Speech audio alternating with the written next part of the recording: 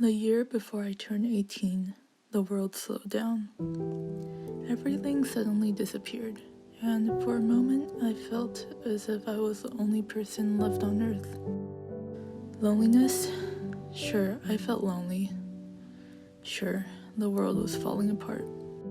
The economy was crashing.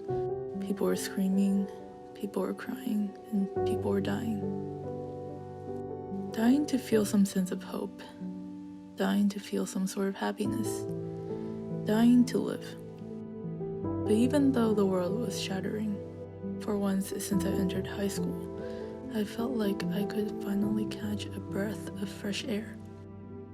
No more pretending to use the restroom during class, when really I was crying in one of the restroom stalls.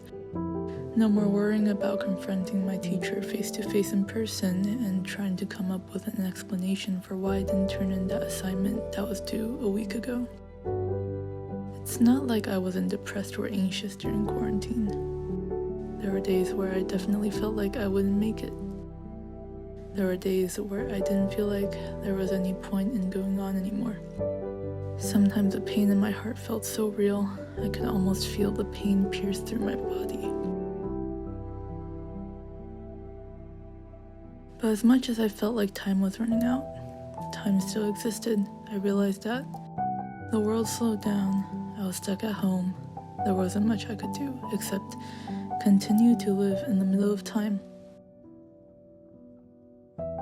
In the middle of time, I noticed some things I usually never noticed around me.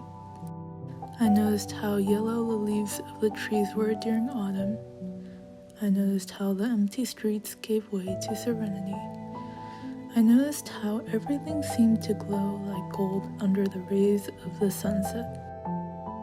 I noticed the way the soy milk would emerge into my morning cup of tea as I poured it slowly. I noticed how sometimes I could feel happy, not because I asked something of myself, but simply just because I was okay with existing. Okay with me doing the bare minimum to live. Okay with me simply just brushing my teeth or even just waking up in the morning.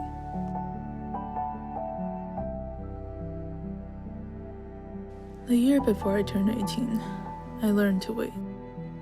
I learned to wait when I felt like the pain would never stop.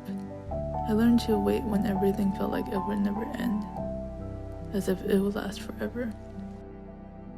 I learned to wait past the feeling of forever, and suddenly everything didn't feel so forever anymore.